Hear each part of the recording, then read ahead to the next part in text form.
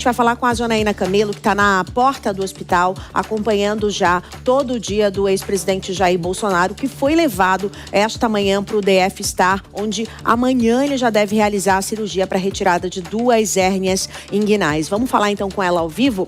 Oi, Jana, boa tarde, bem-vinda.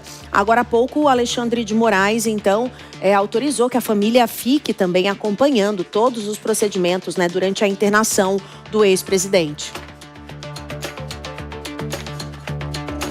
Exatamente, viu, Márcia? Uma última atualização nesse caso da cirurgia de Jair Bolsonaro foi uma decisão de há pouco do ministro Alexandre de Moraes autorizando todos os filhos de Jair Bolsonaro de visitar o pai aqui, mas atendendo às regras de visitação do próprio hospital, que é o hospital aqui DF Star. Então ele autorizou Carlos Bolsonaro, Flávio Bolsonaro, Jair Renan e também a Laura Bolsonaro. Eduardo Bolsonaro está nos Estados Unidos, mas os outros filhos estão todos autorizados a visitar Jair Bolsonaro, e isso aconteceu depois de um pedido da própria defesa, viu, ao ministro Alexandre de Moraes, porque até então ele tinha permitido que apenas Michele Bolsonaro estivesse acompanhando ali em tempo integral Jair Bolsonaro, né? A princípio tinha rejeitado esse acompanhamento por parte dos filhos, dizendo que deveria haver ali um pedido em separado para que visitassem Jair Bolsonaro, enfim. Mais cedo esteve aqui, inclusive, Carlos Bolsonaro, ele falou sobre essa questão da visita que ele gostaria de fazer. Ele disse que veio para acenar para o pai dele quando entrou aqui num comboio da Polícia Federal, já que ele não tinha até então permissão para que visitasse Jair Bolsonaro. Só recapitulando bem rapidinho, o Bolsonaro chegou aqui no meio da manhã, viu, um pouco antes das 10 horas da manhã, veio escoltado pela Polícia Federal, num comboio bem grande, inclusive bem extenso, com apoio da Polícia Militar, e aí escoltado conforme foi exigido pelo ministro Alexandre de Moraes, né, que houvesse toda essa segurança por parte da Polícia Federal, determinou que a Polícia Federal faça uma vigilância 24 horas durante todos os dias que Jair Bolsonaro estiver aqui no hospital, incluindo permanecendo ali, colocando 2 agentes da Polícia Federal na porta do quarto onde Jair Bolsonaro está internado. Ele está numa área isolada dos outros pacientes. Márcia, hoje apenas passando por alguns exames clínicos pré-cirúrgicos, como o hemograma completo, ele já fez hoje pela manhã exame de sangue, hemograma completo, fez também exames cardiológicos, né, que são aqueles exames de pré-cirúrgico, né, para risco cirúrgico, e um boletim deve ser divulgado na parte da tarde, mostrando esse resultado, se ele está de fato apto a fazer essa cirurgia, que está marcada a princípio para amanhã de manhã. A gente vai ouvir um trechinho do que falou o Carlos Bolsonaro mais cedo. A gente vai ouvir agora. Eu sei lá que ele está num quadradinho pequenininho, como vocês na televisão vejam, em que realmente parece proposital ter um ar-condicionado central ligado na sua orelha o tempo inteiro. Trancado numa salinha que é aberta de 2 horas para ele dar voltinhas no corredor para tomar banho de sol, onde você não vê nenhuma planta ali para você poder olhar. É a situação que o ex-presidente está por uma acusação extremamente esdrúxula, e eu tenho certeza que não é qualquer ser humano que aguenta a situação dessa.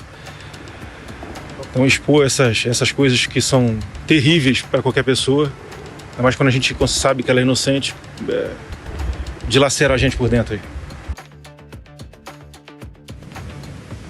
Pois é, aí Carlos Bolsonaro, ele está se referindo à cela onde Jair Bolsonaro está preso, né, durante esses dias, já cumprindo a prisão ali na trama golpista, na Superintendência da Polícia Federal. E aí ele foi perguntado por jornalistas ali na ocasião sobre uma possibilidade de prisão domiciliar, né, ou então uma possibilidade até de ir para onde Anderson Torres está preso, que foi o outro condenado na trama golpista, que é na Papudinha, que é uma cela muito maior ali, tem vários banheiros, tem uma área externa, enfim.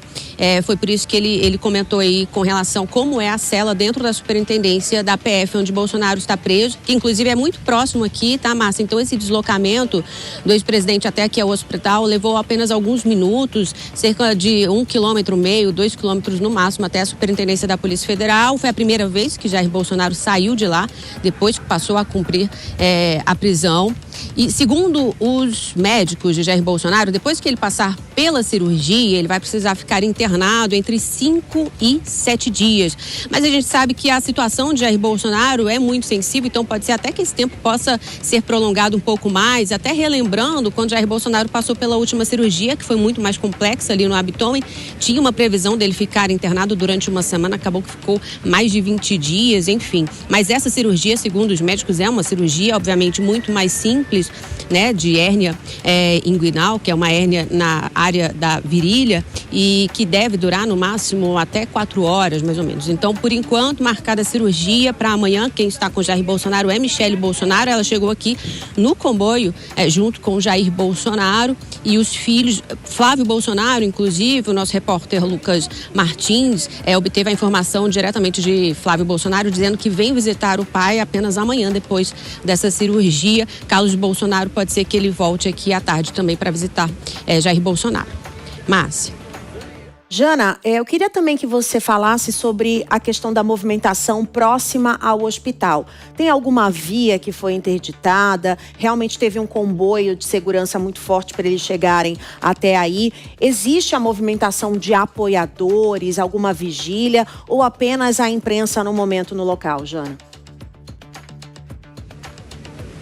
Márcia, apoiadores, poucos apareceram por aqui, viu? Assim, de uma forma geral, está bem tranquilo. Não teve nenhuma interdição de nenhuma via próxima aqui, apenas naquele momento mesmo da vinda do comboio. Tinha até helicóptero sobrevoando por aqui. Está mesmo cheio de imprensa. Se você me permitir, eu até vou mostrar um pouquinho aqui, Márcia, como é que está a situação. Aqui na frente tem um estacionamento, mas está muito cheio mesmo de jornalistas, né? Aqui é a frente do hospital. E aqui, apoiadores mesmo, tinham alguns mais cedo, mas quem está mesmo aqui acompanhando tudo são os próprios jornalistas que vão ficar aqui de plantão durante todos esses dias. Márcia. A Ina também é cinegrafista, você viu? A gente faz de tudo nesse jornalismo aqui, Jana. Obrigada pelas suas informações. Continua em prontidão aí, já já eu volto com você. Agora vamos abrir para o nosso analista do dia, o João Belucci, que está com a gente nessa véspera de Natal ao vivo, em tempo real. Oi, João, boa tarde, bem-vindo. Como é que a gente pode enxergar esse fim de ano da família Bolsonaro, fazendo toda uma reconstrução dessa trajetória, né? A gente teve várias situações que marcaram a família e em véspera de Natal, um bastidor diz que Michele Bolsonaro escolheu essa data religiosamente para que o marido fizesse a cirurgia no hospital no dia do Natal, porque Deus curaria o ex-presidente Jair Bolsonaro, nas palavras de Michele. Mas foi um ano difícil, foi um ano, né, sofrido para a família e que agora eles esperam que 2026 venha aí uma candidatura com vitória de Flávio Bolsonaro. João. Boa tarde, Márcia, e boa tarde a toda a audiência aqui do Tempo Real. De fato, foi um ano muito desafiador, né? Vamos colocar assim, né? Em termos de cenário político, não foi dos mais favoráveis ao Bolsonaro e aos seus filhos e ao seu clã como um todo, né? Que envolve não só os filhos, mas outros personagens, como a própria esposa, a Michele. E não só no caso da data da cirurgia ser no 25, né? Caso a Michele tenha escolhido essa data, como também o processo que sentenciou o Bolsonaro à prisão, ele tem vários simbolismos, né? Foram vários simbolismos envolvidos, datas que chamam muito a atenção. Então, além da parte jurídica e política muito envolvida, tem também esse simbolismo de números muito presente. E que bom que a cirurgia foi finalmente autorizada, né? Vamos lembrar que o quadro do Bolsonaro, né? Muita gente até menciona, né, alguns médicos chegaram a mencionar essa questão, que seria uma cirurgia, em teoria, simples, mas a cirurgia simples, ela é num paciente de ultra complexidade, né, envolvendo tanto a idade, quanto os problemas estomacais, a questão dos soluços. Então, cada caso é um caso, né, cada paciente é um paciente. Então, considerando todo o cenário, é uma cirurgia complexa e ele deve finalmente realizar essa cirurgia. O Carlos Bolsonaro deu ali um depoimento bastante emocionado, é natural, né, envolvendo o seu próprio pai e toda essa situação que se avizinha. Vamos lembrar que o Bolsonaro cumpriu as tais medidas cautelares, até o episódio da solda e posteriormente o trânsito em julgado, que foi até acelerado pelo Supremo Tribunal Federal, o trânsito em julgado, a questão de tentar soldar a tornozeleira, e aí foi para a Polícia Federal e vem lá cumprindo a sua pena. A gente espera que dê tudo certo na cirurgia.